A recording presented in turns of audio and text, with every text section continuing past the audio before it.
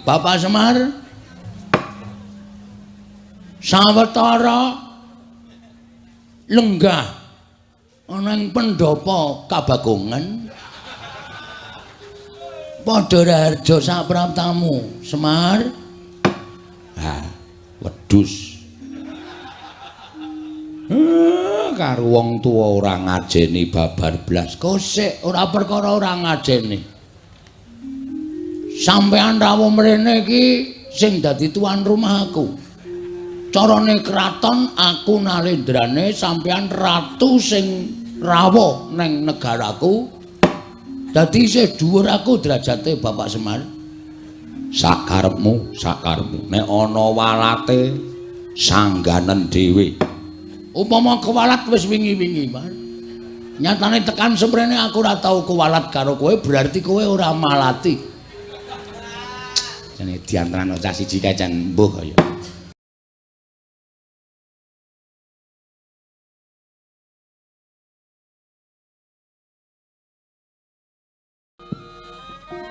Nireng ulun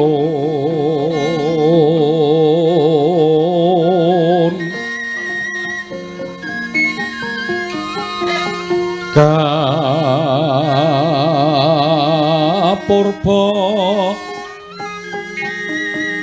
risang murbeng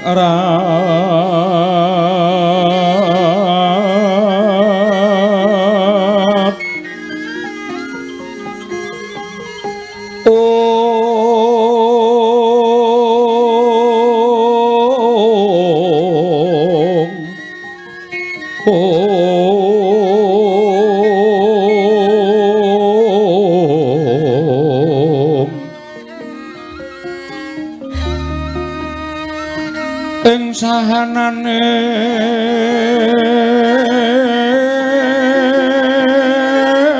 ingkang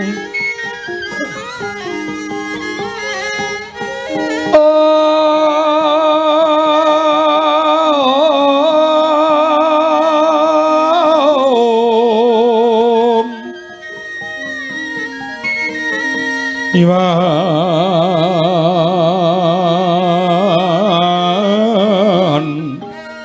kanang sihing tasih mawe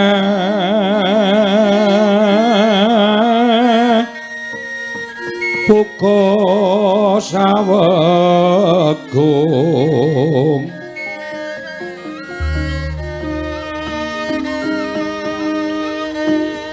sagung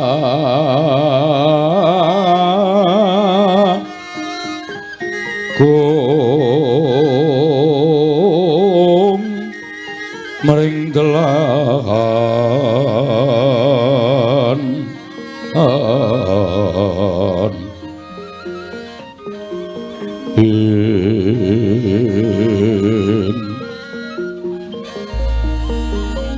iwan kanang mamujeng ori jengnayakeng rat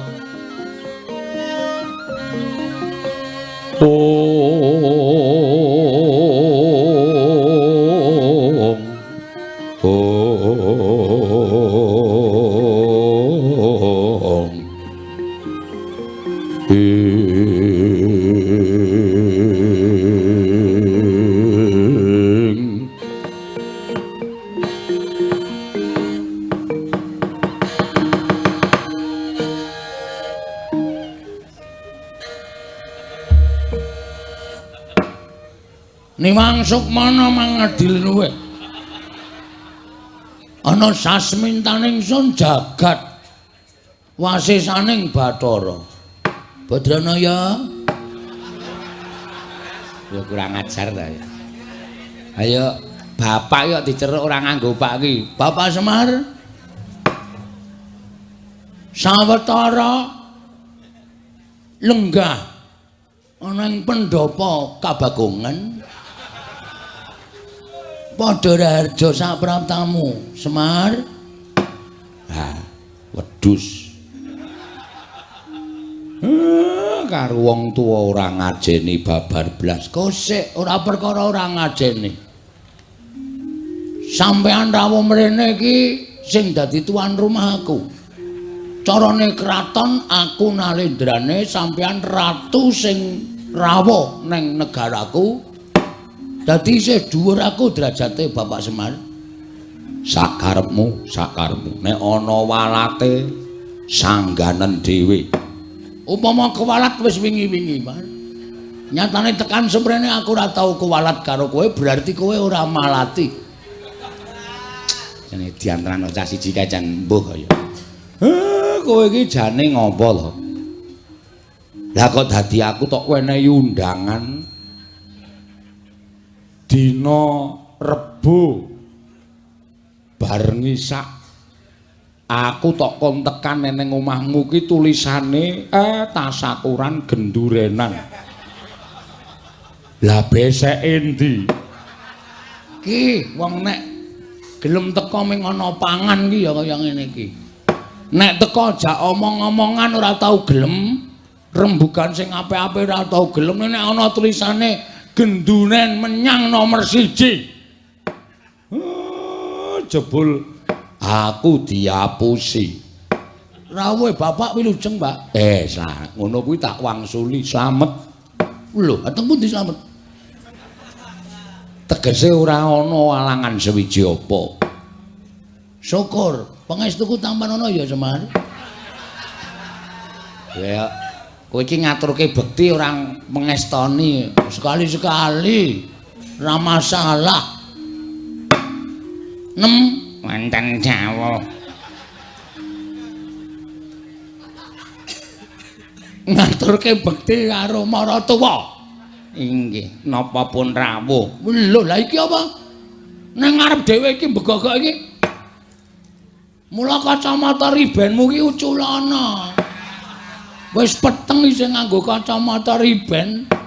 Bapak Semar kula ingkang putra mantu ngaturaken bekti kula kunjuk Bapak Semar. Bojomu subur men. Wong tuwa tuas. Sing dimatke ming bojone. Ijolani Badut ora. Iya, tak tampa. Mengestune bapak tampanana ya. Kula pundi nggo cimat paripih dayana ning kasantosan Rama dipun sekecaken anggenipun lenggah. Kowe iki ra ndek apa-apa apa piye? Bapakne maratuwa teka kok blas ora ana sing metu. Sumure asat. Rak ya. Kowe iki ra lengganan pam. Pam apa? Ora nyambayar dipedhot plempeme. Wis sekecake tanpa dahar, tanpa ngunjuk ana tetembungan wareg sing tanpa mangan, seger sing tanpa ngombe. Ha ta, Pak? Iya. Nala gareng padha raja sak praptamu. Kamas telek. Nala gareng padha raja sak praptamu. Slamet, Gong, slamet. Niring sambikala tekaku. Pangestuku tampanana ya nala gareng. Ya tak tampa wis ndak gelo atine. Petruk, slamet, Truk. Pamujimu slamet, Le. Le sapa? Bagong aku nek nyeluk kowe ya Le to. Bagong ngono. Iki nang kekuasaanku kowe. Iya. Wah, pendapamu apik. Ngece. Mbok kira berake nyumbang gendeng. Pendapa separo, gendeng separo seng kok. Kowe iki ngece. Selamat tekamu to. Selamat. Pamujiku ya, Gong. Heeh. Nang apa, Bagong? Kok kowe kok kadingaren lagi pisanan kok jejere wis Bagong. Aja nyalahke aku, Pak. Nyalahke sing njaluk lakon. Dadi iki disetremeng upama aku kuwi diluputke, luput sing njaluk lakon. Iki lakon ora ana, Pak. Kudu tak karang dhewe. Ya wis ora apa-apa. Ning ya ora masalah ngono kuwi kanggo supaya pikirku dipecut piye carane iso membentuk suatu cerita. Sing bengi iki disuwuni karo panitia. Besok meneh iki nek ora ana lakone matur karo panitia. Supaya matur nek lakon iki ora ana, njaluk ganti. Wes kena dilongi bayare. Wis kudu dilakoni apa-apa iki ana tetembungan dalang ora kurang lakon. Ha iya. Andra ingkang puspita. Kosek. Urung-urung kok wis suluk ya piye? Iki wose wigati iki dikandhake sikik terus lagi mengko handrah ingkang. Wah iya rum tau melu jejer. Iya. Bagong kowe iki jane duwe niat apa? Mengkene, Pak. Bapak wis ngerti to, tumpukan wedi nang ngarep kae. Nili ana ning jero omah, wis ana semen 3. Ngiring omah kae wis ngrumpukke kerakal aku saka kali. Iya. Niatku aku pengen bangun desa. Wah, padha karo aku dek mben aku bangun desa. Bangun desa kuwi tegese bangun ora kok bangun fisik ora. Ning batine masyarakat Karangkajembel tak bangun. Ning batine masyarakat Pringapus wis apik kabeh. Iki aku arep bangun fisik, Pak. Oh, ngarep omah kae arep tak cor. Terus pojok desa kae arep tak wenehi WC umum. Mergo kebiasaane wong nggon aku iki Pringapus iki, Pak. Nek do bebuang ki nang kalen. Monggo ora milih. Dadi siji sing marai aku ki kepengin bangun desa kuwi supaya bersih. Tegese kersikan kuwi ya ngibarate kaya dene iso nuwuhake kesehatan, ta Mir? Papan panggonan lingkungan sing apa jenenge kuwi resik kuwi bakale nuwuhake kesehataning raga lan jiwa. Heeh. Nah iki arep tak jak ayo to. Padukan Pringapus ki padha digawe resik, dalan-dalan digawe resik, pinggir dalan dikeki wit-witan supaya eyup. Merga lapisan ozon. Bagong kok tekan lapisan ozon barang iki. Iki wis arep entek. Ngono. Mula jagat ki ketok le panas banget ki merga wit-witan wis ora ana. Ha iki merga lapisan ozon ki wis menipis. Ozon iki apa, Gong? Sirup. Kae Orson. Wah, lah kok iso omong kok radong. Ozon iki apa to? Ozon iki apa? Ozon nika pelawak saking Betawi. Kae jojon. Goblok kabeh. Lapisan sing melapisi ngantariksa. Mantap, Pak. Wis. Mbah perkara bener apa luput? Sing penting aku iso njelaske ya, Pak. Nah iki arep tak bangun. Heeh. Supaya dalan desaku kuwi apik, becik, tur resik. Mengko nek wis desane kuwi apik, lek ku mbangun fisik ana ing desa Pringapus iki wis kelakon, apa ta sebabe arep tak gawe gotong royong. Merga jroning gotong royong kuwi ana kamanunggalan. Jroning manunggal dadi siji kuwi engko ana rasa karukunan. Nek wis rukun manjing dadi sedulur mujudake desa Pringapus sing ayem trentem nering sambikala uripe kebak ing kabungan. Ha ta, Pak? Iya, anjra ingkang kosek. Ora kesusu to. Bola-bali kok mung hunjrah. Ya apa ya, Pak? Kosike. Ya, kabeh mau iso tak tampa. Ning rak ya mawa ragat to. Iki ngene. Rawuhe bapak nolo gareng karo Bab Petro kuwi tak suwun apa duwemu dolen, Pak? Kok didol kuwi nggo ragat apa? Iki lho, mbangun desaku. Kosek. Sing dadi pengareping desa Pringapus ki sapa? Aku. Ha kok sing didol kok barangku. Ha kowe bapakku. Kowe ora seneng nek anakmu ora sukses le mengadakan pembangunan desa Pringapus. Awi jenenge kowe iki bangun desamu ning yang sarake sedulurmu. Luwih becik sedulurku sing sengsara, mbangane kawulaku. Nek ngono ta? Montormu ya matu diri maju to. Aja kanggo golek ramban ngalor ngidul le. Nggo makani wedhus e ora. Wedhuse idol sisan. Dadak arkoso golek ramban. Terus trontongmu didal. Ah, semua. Moh ae dienggo golek wedi kok ya. Nggo urip sedina-sedina kok. Ah iki aku nyuwun penganu apa igo pretekle Bapak. Piye carane supaya apa sing tak tindakake iki bisa kelakon. Heeh. Ning aku mau ngebot-boti para kawula. Aku mau njaluk sumbangan per RT ngalor ngidul. Mau aku. Aku pengarepe darani wong tipis. Ning asline ya tipis tenan. Sik nek kowe duwe niat kaya ngono kuwi janjane sing tok jak rembugan aja aku. Lah sopi? Sapa? Sapa? Kowe iki rak ndek bendara to? Ndara Pandhawa.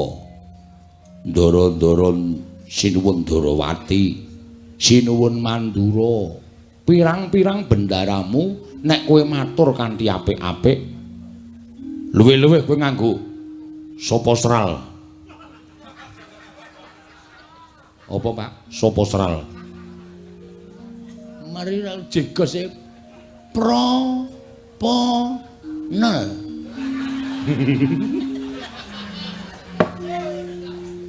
Proposal ya goblok. Proposal. Ah, daturke ndara-ndara. Heh. Mengko mesti entuk dana saka ndaramu Pandhawa. Aku isin, Pak. Aku wis terlalu membuat gawe ndara-ndara iki kabotan mergo duwe abdi aku. Aku mau aku. Lakon lan orane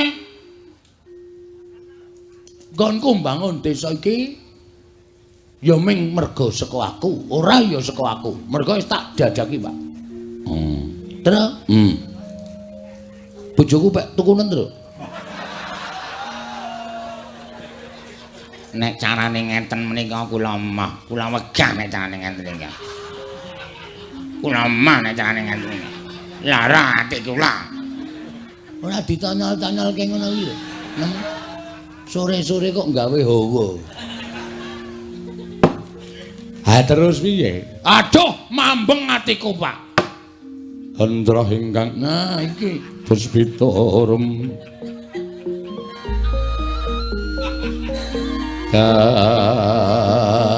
kasiliring samirana mrih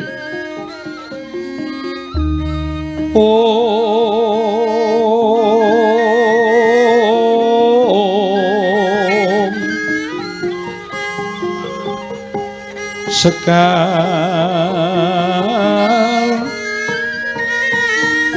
kadung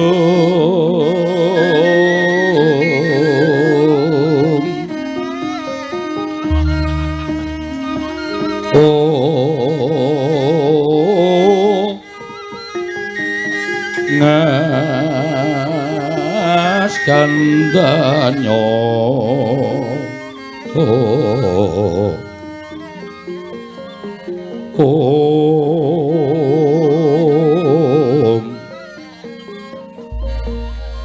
maweh raras renaning griya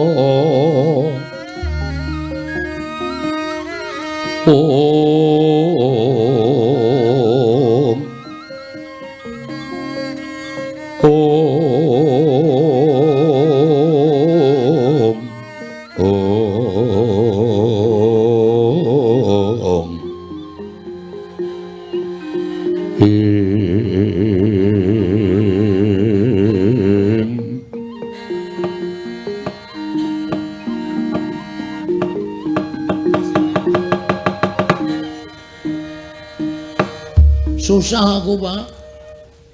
Susah tenan aku. Aku kebacut biawarake mring kawula sak desa Pringapus tak kelumpukke nang omahku kene.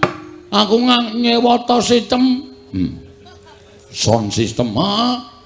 Tak wara-warake. Aku kepengin gawe kesejahteraane masyarakat sarana aku mbangun Pringapus.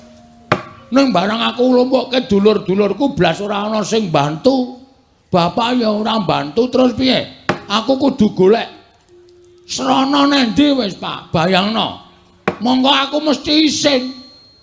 Tak wangeni sok minggu ki wis wiwit gotong royong. Ngecor, ngecake semen 3 kae. Wis nek semen 3 ki ngecor ki arep tekan ngendi? Wong ngecor ki paling ora semene ki ya sedia 150 sak ngono apa piye 200 sak. Ning nggo tuku gundulmu ya. Malah nesu to ora diomong kok malah nesu ora. Ameng 3 ae. Oh, kuwi adol. Pit. Ya piye gong piye lalaku nek kon bantu ya ora iso wong nyatane kowe iki ya wong sekeng aku ya wong ra duwe bapak iki ya wong ra duwe apa kowe tegel bapak adol apa-apa supaya penjangkane anake kelakon Tegel. oh laitan Aku ki wong tegelan kok. Santai aku. ning ya mesakno bapak Wah, wis pusing aku to. Apa-apa wis kontal apa minggu ngajeng para sederek kita kerja bakti. Para sederek-sederek kula dusun Pringapus sampun ngantos ngedalaken menapa-menapa. Nyamikan kula piyambak. Wis tak gorengke balok itu. oh iya balok Wakayu rumahmu. Karo tak gaweke teh tanpa gula ya saanane. Ning sing arep dienggo srana bangun apa coba? heeh Monggo mbutuhke werna-werna pojok kae wis tak kocaki, wis tak apa jenenge? Pondasi sing wis umume. oh Mengkari ngedekke, mengkari golek wesi. woe Aku iki nyolong entuk loro e. Aku ngarep bangun desane kok nyolong kuwi lho. Wis ora apa-apa ta sing penting ora dienggo Robin Hood e. oh Nyolong ning dienggo kesejahteraan masyarakat. iya lah terus arep kepiye Piye men, ra meneng wae ora mencap-mencep kowe.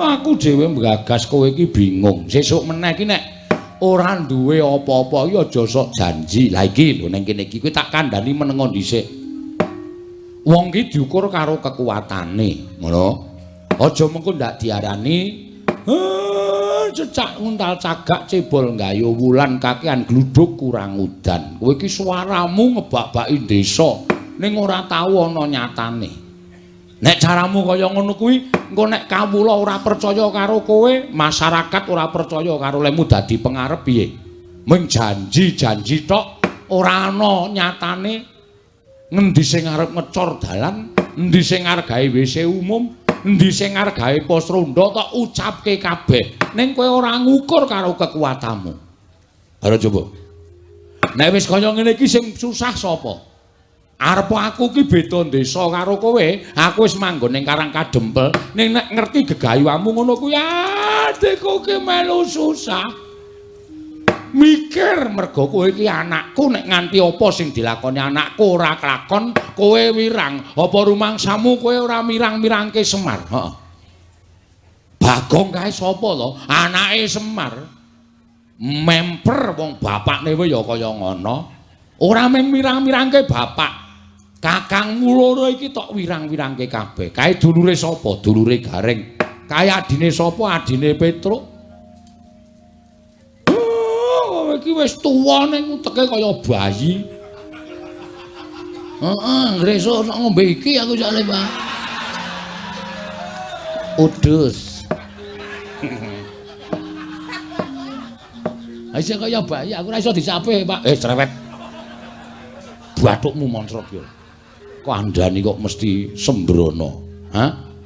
Mumpung saiki durung nglakon,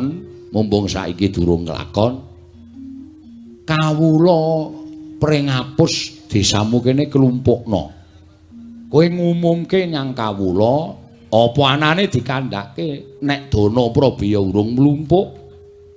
Mula nggone ngecor dalan diundur. Maju Pak kowe ngecor. Maksude wektune Wektune dundur piye? Njaluk wektu 3 sasi 4 sasi supaya iso klakon. Ning apa sing tok janjekke aja tok apusi. Tegese tetep kudu tok lakoni ning njaluk mundur. Mergo aku percaya penggali kawula iki mesti ya bakal iso nampa nek kaya ngono kuwi. Ning nek kowe ora gelem mundur, tok tekati, kowe nyengsarake awakmu dhewe. Urung ora wurung mesti mung kowe adol apa-apa. Pekarangan tinggalane bapak iki mesti tok dol. Kuwi ora apik. Sing ngomong sapa? Pekarangan aku ora tuku kok. Mengentuk tinggalan kok didol ora masalah. Wis payu Pak. Lah rak tenan to. Badut tenan kok. Iki mengkari tanda tangan. Wingi aku dikon tanda tangan ra iso. Oh. Anjuk, piye lho iso payu kok? Cap jempol. Cap jempol iki jempolku pas loro. Terus iki sesuk 3 dina kas iki payu. Mbok kuwi ditukokke. Aja. Tak nggo tuku lemah meneh. Nek ngono kuwi apik. Ngedol warisane bapak ning tukokke lemah sing luwih jembar tok tomboki. Sing ngomong sapa? Luwih ciyut. Pancen setan kan. Kuwi apike dikapake ngono kuwi blebeke nganti mati mbok wis. Wong cah kaya ngono bapak ya betah-betahe ngopeni. Mula unduren, diundur. Lha njaluk wektu karo kawulamu pirang dina, pirang sasi. Sak kuwate, sak mlumpuke dhuwitmu. Isin aku, Pak. Wis tak deki tendae. Ngendi? Dalan ngarep kae. Eneng tenda cilik mau kae. Kae nggo mlumpuk masyarakat. Terus engko karo nggo nyampur semen. Lek nyampur ya gotong royong suwen nggon aku biyen tak sewake apa molen. Iya. Iki membengkak meneh malahe. Nyewa molen. Ayo kuwi. Tukokke wae cah cukup kok. Wah. Sing isine nanas apa gedang. Ayo molen panganan karo molen semen. Goblok banget cah ora. Sing isine nanas ki nggo giling apa? Giling mripatmu iki apa piye? Gareng aja emosi. Mangkel aku suwe-suwe. Ngene wae, Pak. Bagong ki anake bapak. Iya. Bagong ki anake Semar. Mula Bagong nek ngucap ya tanpa beda kaya dene Semar. Aja ngucap sing aneh-aneh lho. Aja ngucap sing aneh-aneh. Iki kok nek kowe ngucap sing werna-werna, aku ki ngerti kowe iki sapa. Dadi kowe iki nek ngucap aja sembarangan. Nek lemu ngucap kuwi ming lair tok ora apa-apa. Ning nek tekaning batin suarane Bagong ki meh padha karo ucape Semar. Mula aku arep sumpah, Pak.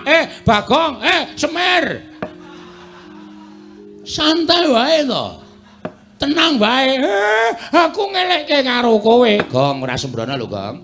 Bapak ki wis ngendika, tur aku ki wis ngerti sapa jatine kowe. Bapak ki wis crita karo aku. Nek jane kowe iki anake bapak sing tuwa dhewe. Ning karo bapak digawe ragil. Bapake tak takoni, Pak Bagong enek kurang ajar kok ora tau kualat ngopo. Bapak ki wis crita karo aku mergo kowe iki dudu anake bapak ning kowe iki ayang-ayangane Semar.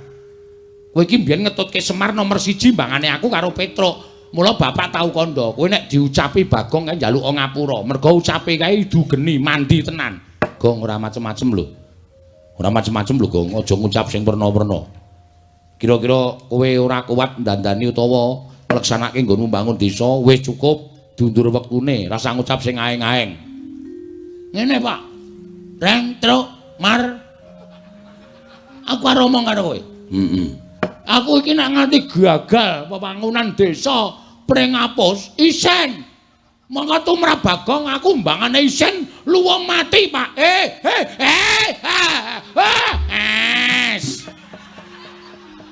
Ngendika sing apik. Kowe mundur nem. Tutuk ketel ndasmu lho. Tenan aku trimo mati tenan, Pak. Yakin aku ora goroh, aku ora macem-macem. Nek nganti aku ora kelakon nggone mbangun desaku iki, ora ujar ora kaul. Najan ndro ngerti dalane, aku munggah ning kayangan, aku gugat karo dewa-dewa. Bagong kok mengguwe gegayuhan kok ora kelakon ki, dewane sing ora adil, Mar. Sidhem jroning pasewakan Wadyagung tanpa sabawa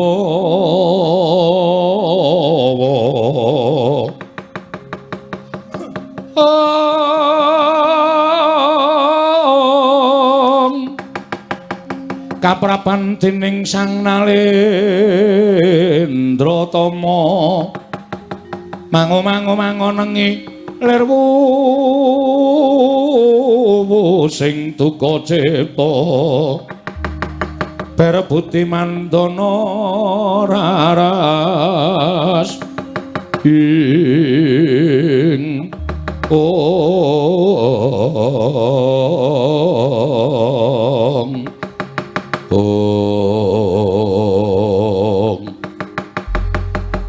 nalika semanten wis kawiyos ucaping Lurah Bagong ingkang dipun kuwatiraken dening Lurah Semar Badranaya. Ndara dasih ngendikaning Lurah Semar bilih Lurah Bagong boten kenging angucap sak pikajenganipun piyambak. Langkung-langkung wantun prasapa dadosaken gara-garaning Kayiwangan Suralaya. Dados supayang payingan sanggaring para widodara-widodari para Jawata, para dewa, para dewi krana midhanget prasapaning Lurah Bagong tumiyup saking Dirgantara Sang Hyang Jatimurti prapta wonten ing bale wismaning Lurah Bagong.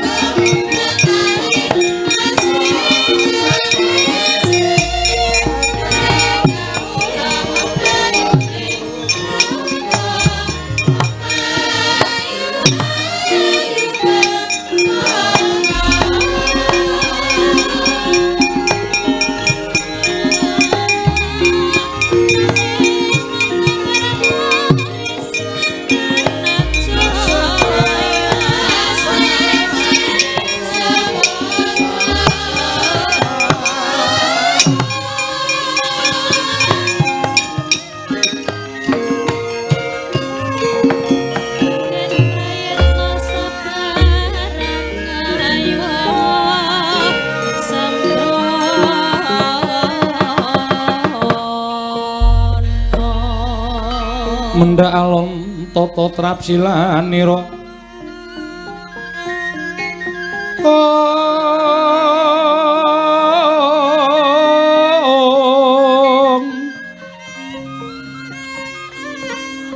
ngacomaken astanira kalih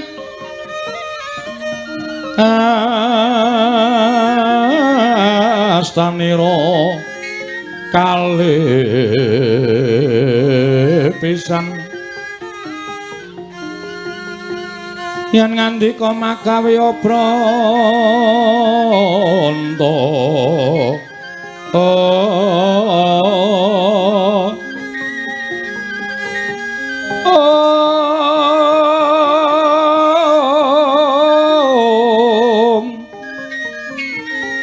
yen ngandika magawe obranta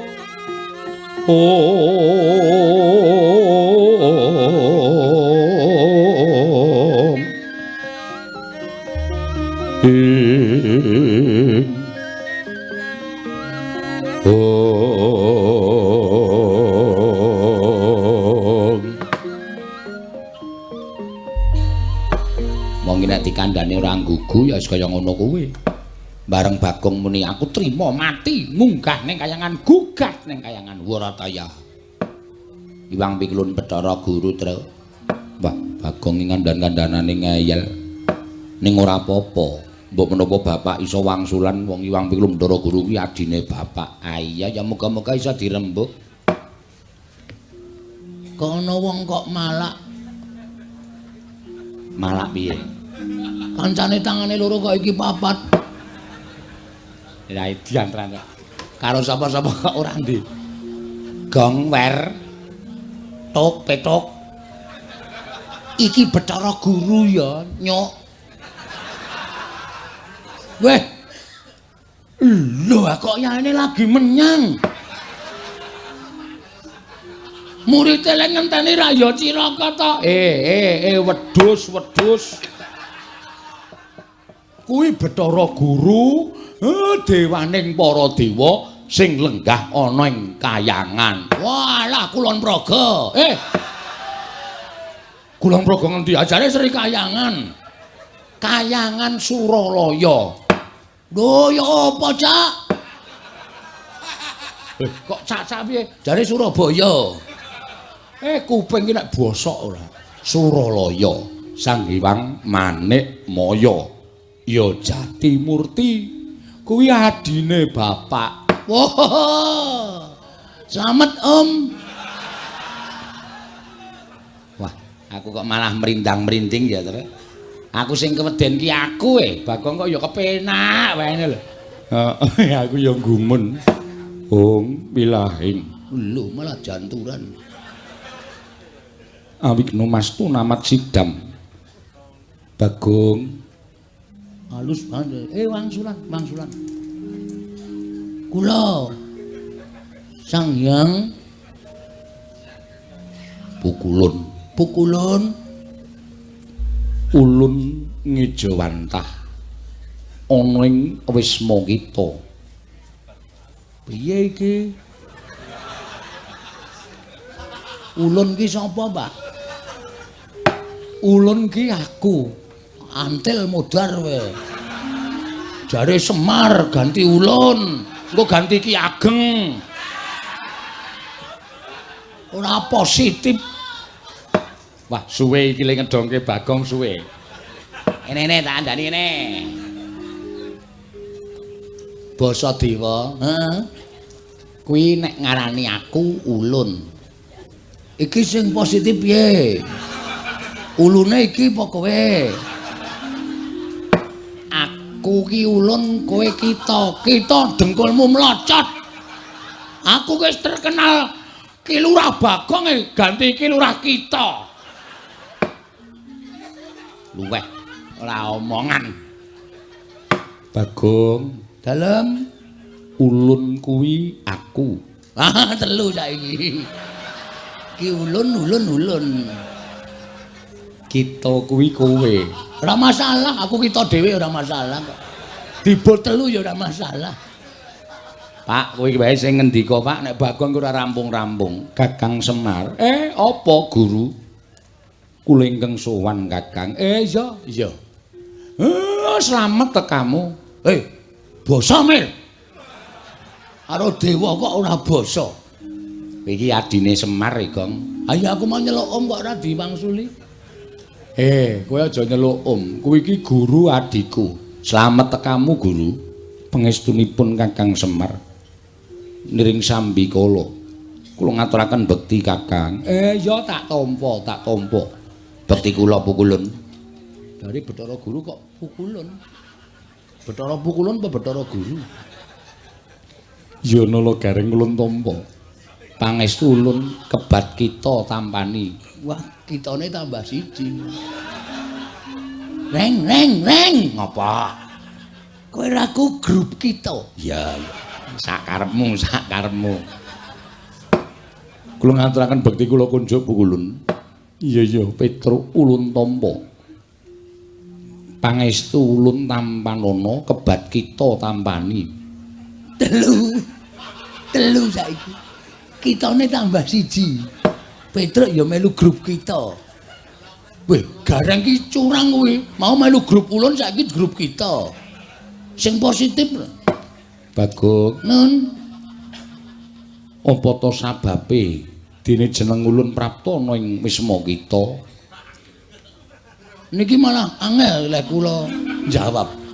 Wong sampean sing rawuh kok sampean paring pangandikan apa to sababe? Ambuh. Kula ora iso maca batin panjenengan. Bagong, kita kuwi pancen keladuk wani kurang geduga. Mekaten inggih. Kula ngaturaken bekti kula kunjuk ngersa paduka Pukulun saking kita Pukulun. Iya, Ulun Tampa. Nggih. Pripun ulun?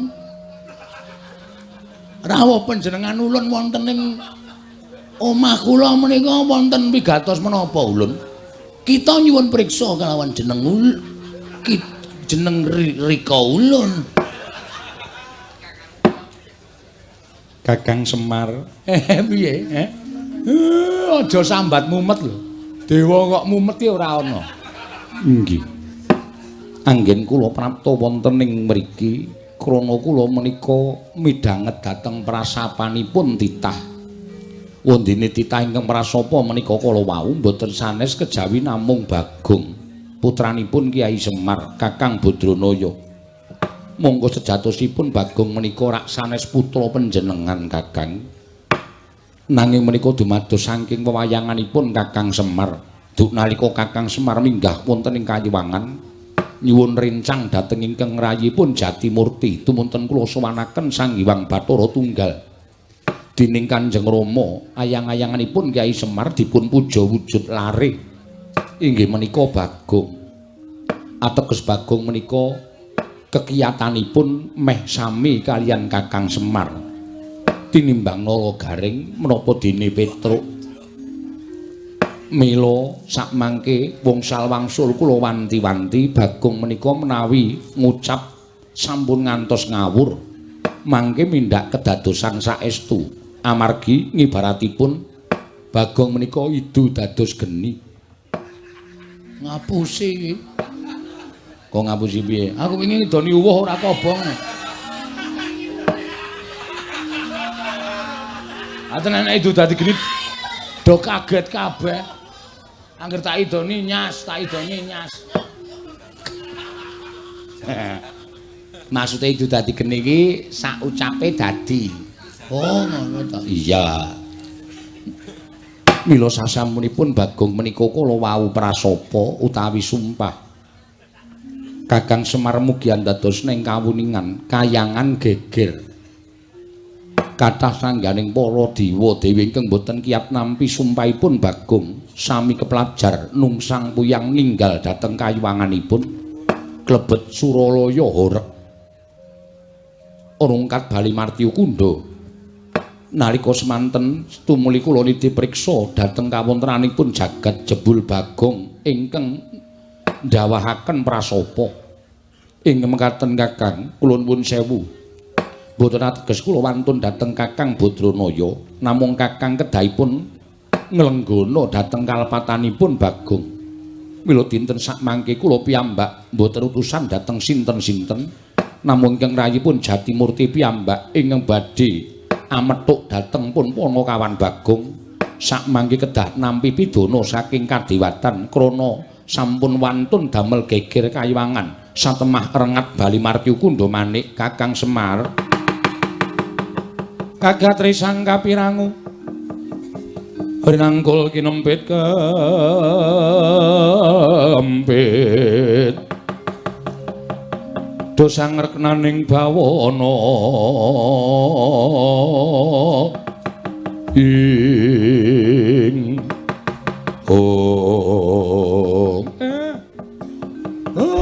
pancen aku nglenggana lupute anakku pancen wis pancen disengaja. Mula guru mbok ya aku wene ana. wene ana pangapura. Ora Bagong sing njaluk pangapura ning bapakne Bagong sing njalukke pangapura karo Bathara Guru. Supaya anakku Bagong aja nganti diboyong eneng kayangan. Aja nganti diwenehi pidana merga nggone wis keladuk wani nibakake sumpah. Aja ya Guru ene ana pangapura. Ngopo to, Pak? Aku arep dijak nang ndi ya, Pak? Kowe arep digawa ning kayangan. Alhamdulillah. Cah kae radong kok ya. Kowe kok malah alhamdulillah ki apa? Weh lah, arang-arang wong sing ngerti kayangan ki. Pukulan kula sagah dipun beto wonten kayangan. Kok tapuk sandal cangkemmu. Ngopo ya, Pak? Ngopo ya, Pak? Kok ngopo ya, Pak? Keterucut. Ngopo ya, Pak? Kowe diboyong Bathara Guru ning kayangan kuwi arep diwenehi pidana merga kowe wis tau tatesuki lagi wae sumpah. Nek kowe arep gugat ning kayangan nek ora entuk Prabeya nggone bakal bangun, ha to. Aku ra elek-elek karo kowe to. Lho, edan. Sumpahku tekan kayangan, Pak. Nyatane dewaning dewa mudhun ning kene kok aku wis ngandani karo kowe. Ucapmu iki padha karo ucape Semar, mula nek ngucap ngati-ati. Kowe diunggahke ning kayangan ki arep dipidana. Arep cemplungke ana ing kawah Candra Dimuka. Asik. Aku ora ngados dasare, Pak. Wah, jan bocah iki Candra Dimuka ki apa, Le? Candra Dimuka ya apa? Candra Dimuka ki neraka. Waduh. Ngapa salahku? Kowe sumpah kuwi mau. Ame sumpah kok. Ming sak sumpahe Bagong kok gawe geger kayangan. Bagong, pripun? Mula gelem ora gelem kowe kudu tak boyong eneng kayangan. Dina samengko kanggo nglunasi apa kang dadi utangmu. Kanggo ngapokake aja nganti sira wani ngucap ingkang sak kepenake dhewe. Weh, lah ya moh. Yen kita ora gelem, kita bakal ulun ruda paripeksa. Jalanan prapta ulun ana ing wismamu wis nganti sak kathahing para durandara, para jawata ingkang bakal ngruda peksa kelawan kowe Bagong. Mula wektu dina iki Kakang Semar kula nyuwuni dipalila dhateng jengandika Kakang Semar Bagong badhe kula boyong. Mangke kados pundi kawontenanipun Bagong menika wonten purba wasesanipun ingkang rayipun Manikmaya. Kosek. Adile wong luput ki njaluk ngapura. Mongko sing njaluk ngapura ora anakku. Sing makili bapakne njaluk ngapura ewadene adreng nggonmu kepengin boyong karo Bagong. Saiki ngene wae. Gandeng aku lek ku njaluk ngapura karo kowe, kowe ora wangsulan mbok tampa apa ora, aku tak nanting karo anakku. Bagong, Pripun, Pak? nek kowe digawa Bathara Guru ning kayangan sago apa ora? Sago.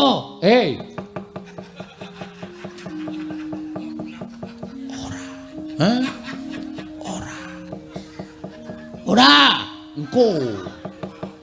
Nek kowe diboyong ning kayangan sago apa ora? Ora, Pak. Ah, bagus. Nek kowe ora sago, tegese Bathara Guru arep meksa karo kowe. Nek kowe arep dipeksa karo Bathara Guru, kira-kira kowe piye? Ngibarate kaya dene cacing kepidak menungso. Kecekel tukang mancing. Dinggo umpan. Ora tekan gone kanggo nglawan ngomong wae. Cacing kepidak menungso ki ngolet. Butuh bales, Pak. Aku ki menungso. Kedunungan perasaan aku ra ndek niat gawe geger kayangan. Niatku men supaya apa penjangkaku iso kasembadan mula nek ngancaku arep digawa ning kayangan, aku ora sudi, Pak. Aku moh nek aku dinikah Bathara Guru. Kowe krungu dhewe to. Bagong anakku ora gelem tok gawa ning kayangan. Mula gandeng Bagong ora gelem, aku bapakne ya mbudidaya supaya kowe aja nganti kelakon boyong karo anakku. Menawi ngaten kula nyuwun pangapunten menawi kula kedah wantun kalian Kakang Semar. Kowe iki wani karo aku ki jane wis ket biyen. Ming merga mbok kowe nggunakake tata krama basa sing alus, ning jane Semar iso maca legetaning atimu aku wis iso maca. Kowe wiwit aku ijik mapan ning kayangan ki jane kowe sengit karo aku, mula aku tok setrakake kanthi cara tok wadul karo Bapak Sang Hyang Bathara Tunggal. Aku mbok arani kepengin dadi dewaning para dewa, terus aku mbok fitnah.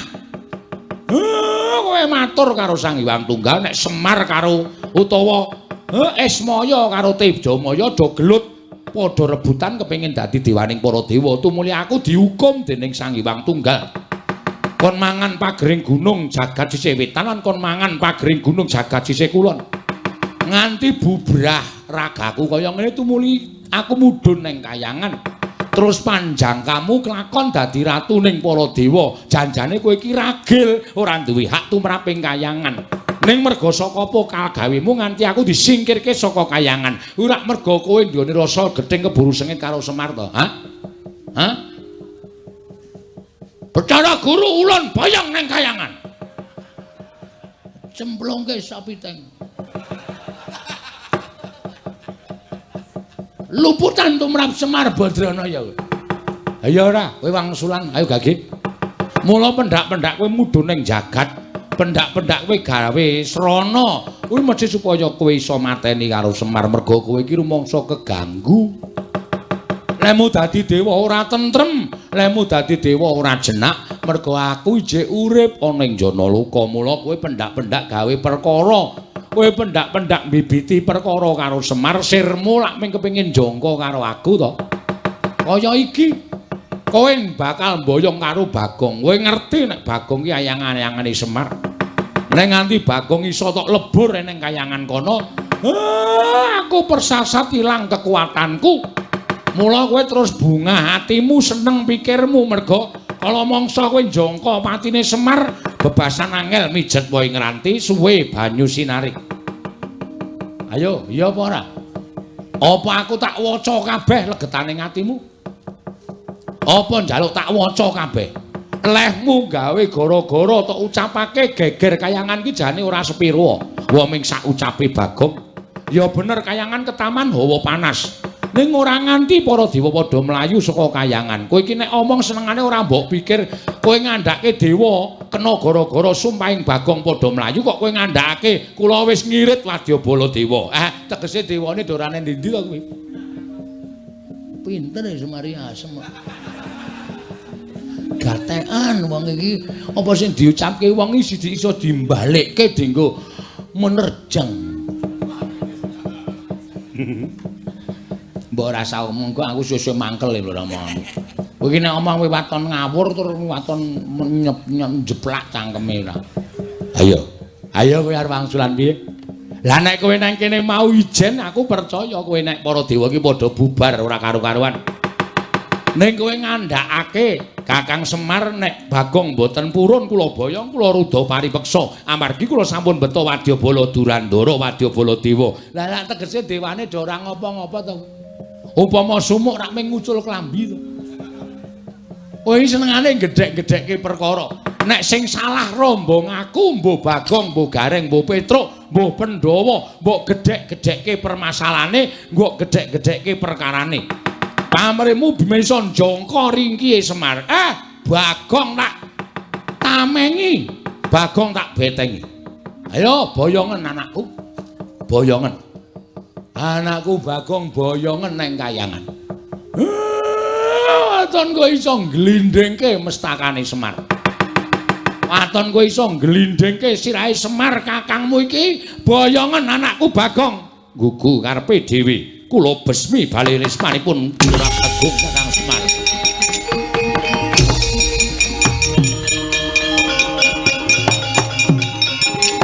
Matur nuwun, Pak.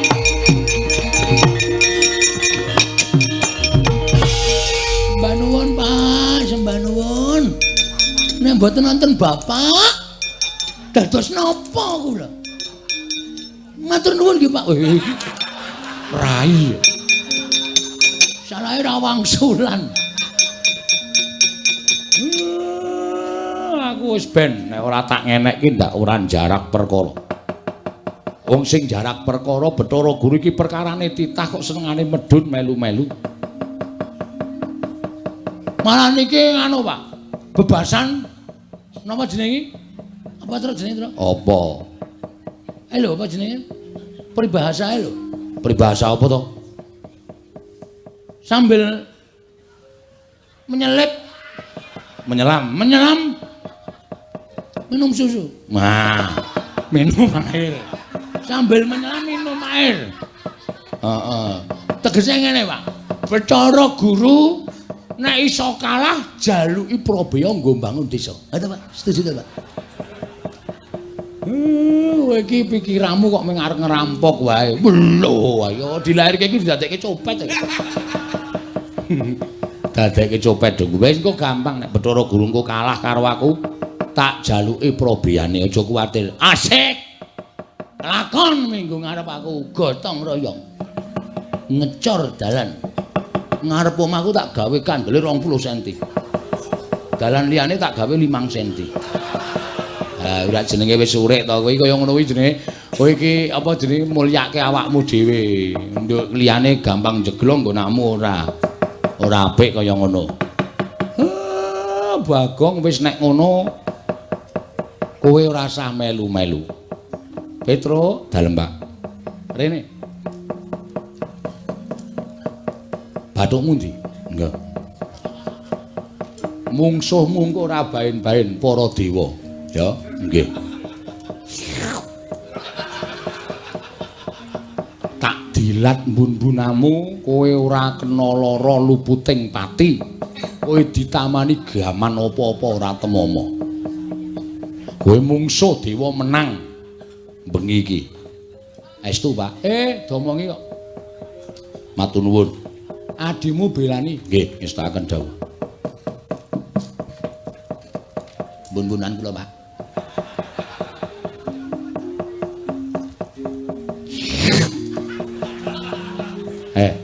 Wah, maknyes.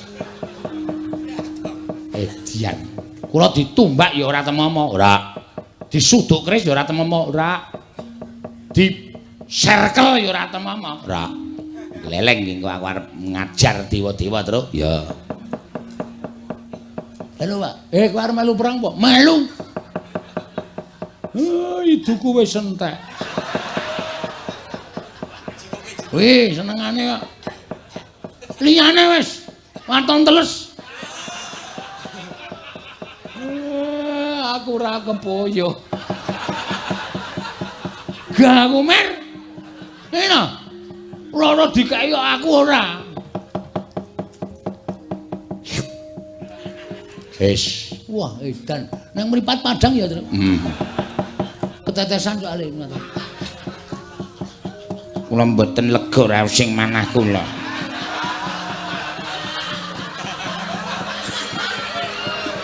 Menawi mboten belani iki Lurah Bagong. Bapak Marasepo, kula nyuwun dipun dilat. Supados kula digdaya. Bagong piye iki? Ora apa-apa, Pak. Yakin? Iki anakmu apa? Iki anakmu padha karo kulit dagingmu. Kowe engko ndak duwe panyokro bawa sing ora-ora karo aku. Iki sing njaluk bojomu lho. Ora masalah, men bojoku gleleng. Engko mbok menawa melu perang ya nem. Nggih. Monggo iki Lurah Semar kula aturi ndilat dhateng kula. Bagong piye, Bagong? Waduh piye ya? Nun Bathuk.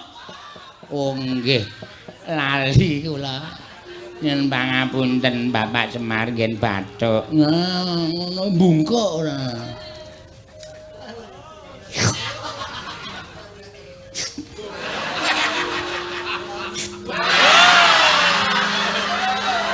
Ngene wae Mer. Ya saiki dijajal kadegdayane. Bapak karo anak menang sapa? Aku wis 2 sasi ora lho, Men.